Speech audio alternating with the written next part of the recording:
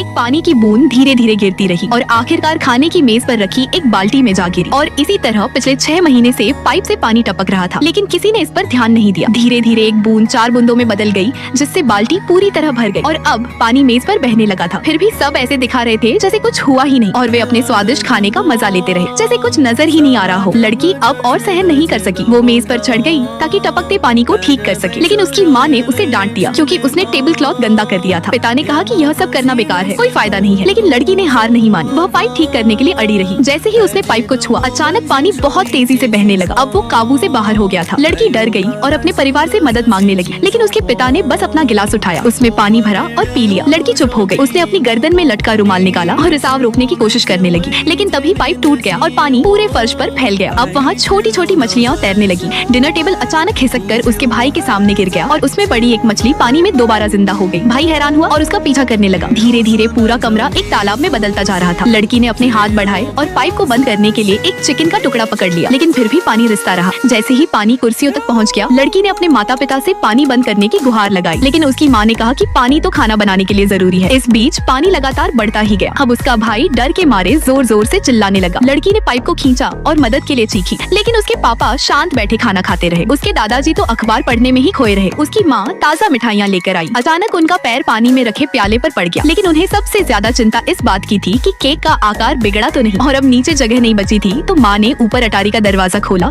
और अपने बेटे को ऊपर खींच लिया। लड़की ने देखा कि उसके दादाजी अब पानी में डूबने वाले हैं। वह चुपचाप रोने लगी। आखिर में उसने पाइप को छोड़ दिया और माँ के साथ ऊपर की ओर चढ़ गई, लेकिन पानी रुक नहीं रहा था। धीरे धीरे वह ऊपर वाले कमरों तक भी पहुँचने लगा। लड़की बेचैनी से खिड़की पर जाकर बाहर मदद के लिए दस्तक देने लगी। जब उसने खिड़की खोली और बाहर आवाज लगाई, तो उसे ऐसा लगा कि पूरा शहर ही अब पानी में डूब चुका था।